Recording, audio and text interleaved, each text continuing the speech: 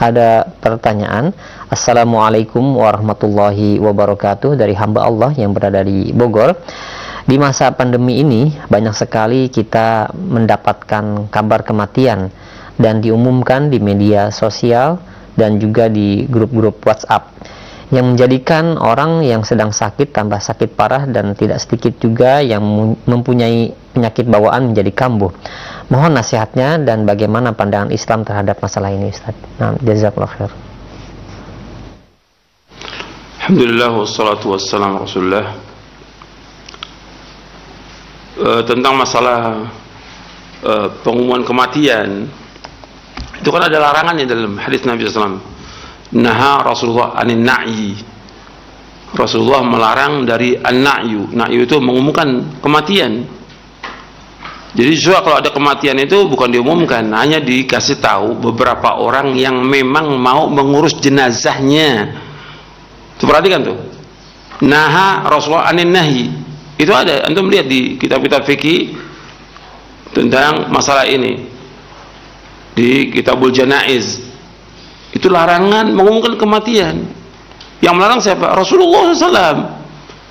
Bukan sekarang ada kematian diumum. Sekarang yang paling penting, ketika ada kematian, yang paling penting itu adalah orang-orang yang ngurus jenazahnya, memandikannya, menyolatkannya, membawa ke kubur. Orang lain di luar kota, apa urusannya dia?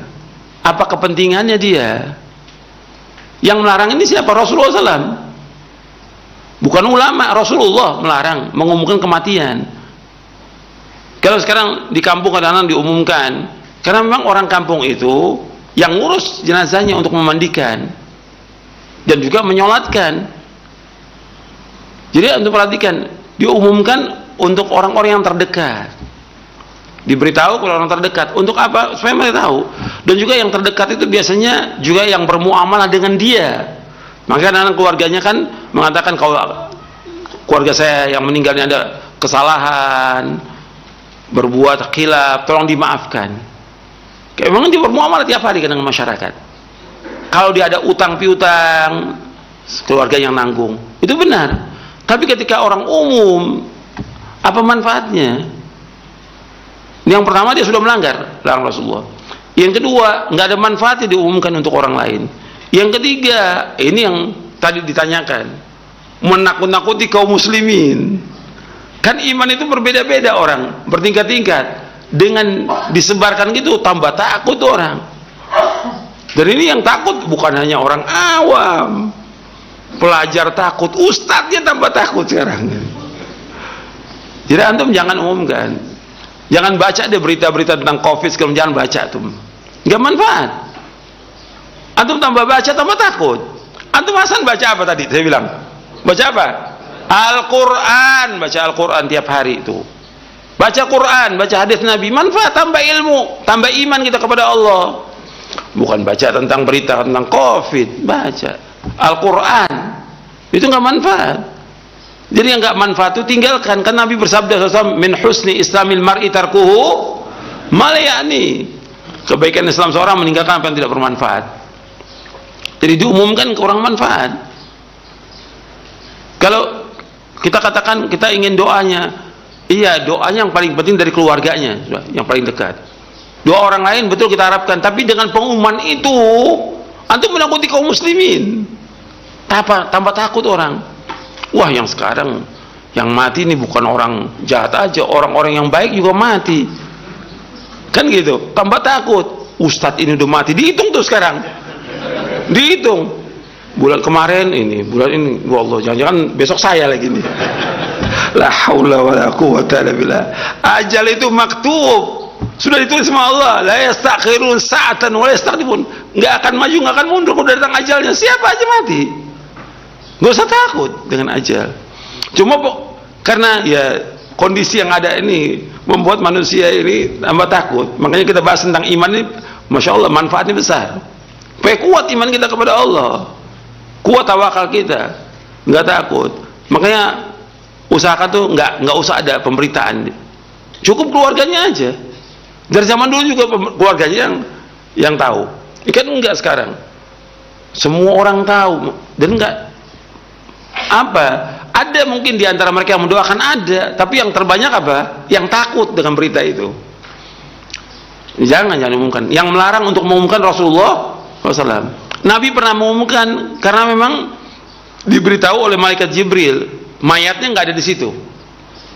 Siapa? Raja Najasyi. Malaikat memberitahu kepada Rasulullah SAW, malaikat Jibril, bahwa Raja Najasyi meninggal. Kamu sholatkan, karena nggak ada yang sholatkan di negerinya dia, nggak ada orang, cuma dia sendiri beriman kepada Allah. Maka Nabi menyolatkan sholat gaib. Hanya sekali itu kejadian sholat gaib, nggak ada lagi yang lain yang memang nggak disolatkan. Adapun di tempat yang memang sudah disolatkan, nggak boleh sholat gaib, nggak boleh. Sholat gaib itu hanya ada bagi tempat yang memang tidak disolatkan dia. Kalau sudah disolatkan, 2 orang yang sholatkan cukup, sudah nggak ada yang lain sholat gaib. Kecuali kalau kita datang ke pemakamannya, kita sholatkan dia. Sholat gaib hanya terjadi sekali, itu Raja Najasyi itu. Dan zaman itu banyak sahabat-sahabat yang meninggal di negeri lain, nggak pernah Nabi sholat gaib. Hanya Raja Najasyi itu aja, nggak ada di hadapannya, diberitahu oleh malaikat Jibril. Nabi kemudian bersab dengan para sahabat, kemudian sholat dengan 4 kali takbir. Jadi yang tadi saya ingatkan lagi, nggak usah ada pengumuman-pengumuman lagi yang seperti itu di media sosial. Nggak perlu. Yang penting masyarakat yang ada dia tinggal di situ, itu yang diumumkan. Untuk apa tujuannya? Memandikan, mengkafankan, menyolatkan, mengantarkan kubur. Jelas sampai sini. Dan juga sekarang juga saya tambahkan lagi, khawatir juga dengan pengumuman itu dimanfaatkan oleh orang. Untuk apa? Untuk donasi. Ini yang merusak nih nama dakwah. Ini sebenarnya ngerusak. Ini kalau saya bicara nih kepada orang yang berakal dan punya hati, gitu. Ya. Donasi ini yang merusak dakwah salaf. Seolah-olah setiap ada kejadian apa aja minta duit. Apa kejadian minta duit? Minta-minta itu penghinaan diri kepada manusia. Haram dalam Islam, nggak boleh menghinakan diri. Minta-minta itu hukumnya haram dalam Islam. Meskipun bukan buat kita, tapi kita mau minta-minta, namanya minta-minta itu menghinakan diri pada manusia. Kenapa harus seperti itu? Dari zaman dulu orang nggak ada minta-minta. Dan juga antum lihat di desa-desa jutaan orang yang meninggal nggak ada minta-minta. Inilah sekarang kita ini, dan memakai nama dakwah salaf. Ini ngerusak nama dakwah salaf ini.